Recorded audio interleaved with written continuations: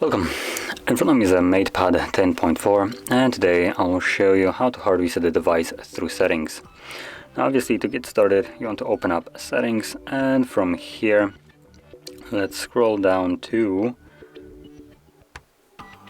System and Update, select Reset, and then Reset Tablet. Now it will give you a message that performing this will remove all the data from the device, so if there's anything that you'd like to keep, back it up beforehand, otherwise you lose it permanently. But assuming you have already done it or you don't want to, click on the Reset Tablet and then once more, and the process will now begin. Now this will probably take a couple minutes, so just be patient, and once it's finished we will then be greeted with the Android setup screen. So I'll be back once that is visible.